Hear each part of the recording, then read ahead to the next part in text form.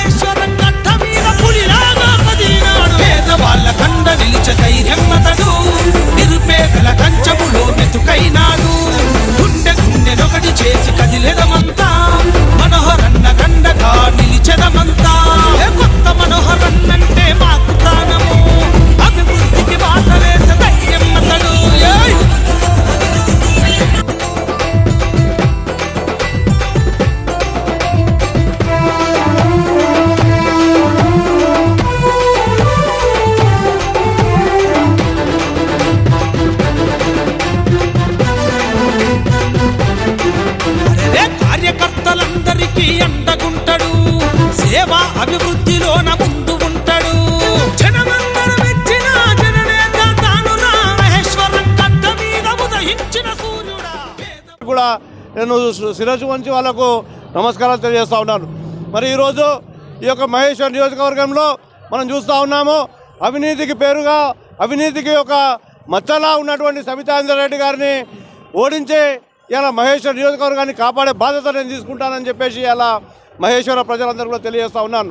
ఇలా చూస్తూ ఉన్నాము, దళితుల భూములు గుంజుకొని ఇవాళ వాళ్ళ అనుచరులతోటి వ్యాపారం చేస్తూ వాళ్ళ అనుచరులకు పంచిపెడుతుంది, వాళ్ళ పిఏలకు కూడా పంచిపెడుతున్నటువంటి సబితా ఇంద్రారెడ్డి గారిని ఉపేక్షించే సమస్య లేదు.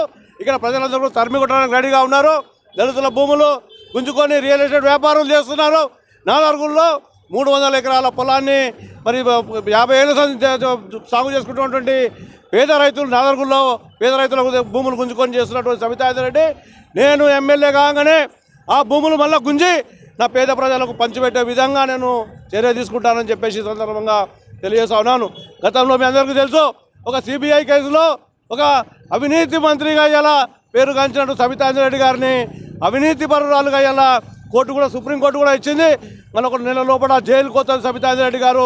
జైలుకు పోయే వాళ్ళని మనము గెలిపించుకోవద్దు, ఓడించి ఇంటికి పంపించాలి. ఇంటికి వెళ్ళి చేవెళ్ళకి పోతుంది, చేవెళ్ళ నుంచి చక్కగా జైలుకే పోతుంది అని చెప్పేసి సందర్భంగా తెలియజేస్తూ ఉన్నాను.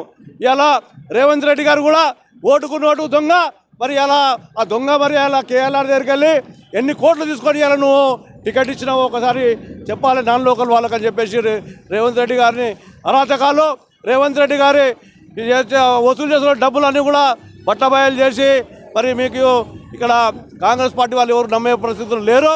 కాంగ్రెస్ పార్టీ వాళ్ళని చిత్తుగా ఓడించి టీఆర్ఎస్ వాళ్ళని కూడా చిత్తుగా ఓడించి దమ్ము ధైర్యం ఉన్న నాయకునిగా ఇవాళ మనోహర్ రెడ్డి కొత్త మనోహర్ రెడ్డి మహేశ్వరంలో బరిలో ఉన్నాడు. ఏనుగుతోటి ఢీకొంటే మరి ఇలా కారులో ఇలా అవన్నీ కూడా చిత్తుగా పక్క జరిగిపోతాయని చెప్పేసి సందర్భంగా తెలియజేస్తూ మహేశ్వరం నియోజకవర్గం ఎన్టీఆర్ నగర్లో 30 సంవత్సరాల దాన్ని పట్టాలని సందర్భంగా చాలామంది పేదవాళ్ళు నిర్వసిస్తూ ఉన్నారు. వాళ్ళందరికీ పట్టాలు ఇప్పించే బాధ్యత నేను ఎమ్మెల్యే కాగానే అక్కడ కూర్చొని వాళ్ళకు ఆ పట్టాలు ఇప్పించే బాధ్యత నేను తీసుకుంటానని చెప్పేసి సందర్భంగా తెలియజేస్తూ ఉన్నాను. నా నిరుపేదలు ఇలా ఎవరైతే ఉన్నారో నియోజకవర్గంలో వాళ్ళందరికీ కూడా 60 గజాల స్థలాన్ని ఇప్పించే బాధ్యత నేను తీసుకుంటానని చెప్పేసి ఎన్నికల సందర్భంగా వారికి అందరూ కూడా హామీ ఇస్తూ ఉన్నాను. తప్పకుండా మహేశ్వరం నియోజకవర్గంలో గవర్నమెంట్ స్కూల్లో చదువుతున్నటువంటి విద్యార్థులకు కూడా బస్సు సౌకర్యం కల్పించే బాధ్యత కూడా కొత్త మనోహర్ రెడ్డి తీసుకుంటాడు. మహేశ్వరం నియోజకవర్గాన్ని ఆదర్శ నియోజకవర్గంగా తీర్చిదిద్దే బాధ్యత, అదేవిధంగా ఫార్మాసిటీలో ₹1 కోట్లకు ఎకరం ఉన్న ప్రాంతాన్ని ఈ ప్రభుత్వం కానీ సబితా ఇంద్రారెడ్డి గారు కానీ 8 లక్షలు 10 లక్షలు ఇచ్చి గుంజుకుంటా ఉన్నారు. వారికి నష్టపరిహారంగా ఎకరాకి ఇంకా 20 నుంచి 30 లక్షలు ఇప్పించే బాధ్యత కూడా నేను ఎమ్మెల్యే కాగానే తీసుకొని మన రైతులకు అందరికీ మేలు చేస్తాను. వాళ్ళందరూ కూడా సహాయం ఇప్పిస్తారని చెప్పేసి కూడా ఈ సందర్భంగా తెలియజేస్తూ, మరి అన్ని సంక్షేమ పథకాలు ఏవైతే ఏ ప్రభుత్వం ఉన్నారా అని వీళ్ళకి వచ్చే సంక్షేమ పథకాలు తప్పకుండా వస్తాయి. మా యొక్క బీఎస్పీ పార్టీ కూడా అధికారంలోకి వస్తే ప్రతి మహిళకు 1 ఎకరా పొలం ఇస్తామని చెప్పేసి అలా మా ఆర్ఎస్పీ ప్రవీణ్ కుమార్ గారు మా అధ్యక్షుడు చెప్పడం జరిగింది. ఇలా బట్టాబాజీ జూటాకోర్ మనిషి ఎవరంటే ఈ రాష్ట్రంలో ముఖ్యమంత్రి కేసీఆర్ గారు.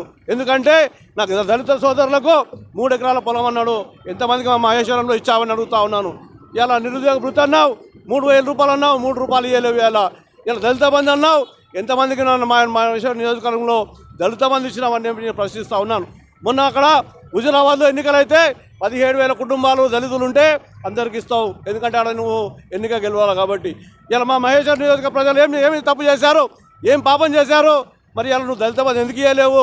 బీసీ బంధు అంటావు, గిరిజన బంధు అంటావు, అన్ని బట్టబాజీ మాటలు మాట్లాడి అలా ప్రజలందరినీ కూడా మభ్యపెడుతున్నటువంటి ముఖ్యమంత్రి కేసీఆర్ గారికి తగిన గుణపాఠం, తగిన బుద్ధి చెప్పడానికి అలా రాష్ట్ర ప్రజలందరూ కూడా సిద్ధమయ్యారని చెప్పేసి కూడా ఈ సందర్భంగా తెలియజేస్తా ఉన్నాం. మరి అలా తప్పకుండా మహేశ్వర నియోజకవర్గంలో మేము ఎమ్మెల్యేగా గెలిచి నా ప్రజలకు ఎల్లవేళ్ళ అందుబాటులో ఉండి వాళ్ళందరికీ సేవ చేయడానికి నేను సిద్ధంగా ఉన్నాను. నన్ను అత్యధిక మెజార్టీతో ప్రజలందరూ అంటున్నారు 30-40 వేల మెజార్టీతోటి కొత్త మనోహర్ రెడ్డిని ఏనుగు గుర్తుపై గెలిపించుకుంటానని చెప్పేసి అలా ప్రజలందరూ కూడా హారతి పడుతున్నారు, దీవెనలు ఇస్తూ ఉన్నారు. తప్పకుండా గెలిచి వీళ్ళందరూ కూడా సమస్యలు తీర్పిస్తారని చెప్పేసి సందర్భంగా తెలియజేస్తూ ముగిస్తాను. జై బీఎస్పీ. ఈ వీడియో మీకు నచ్చితే లైక్ చేయండి, షేర్ చేయండి, మా ఛానల్ని సబ్స్క్రైబ్ చేయండి.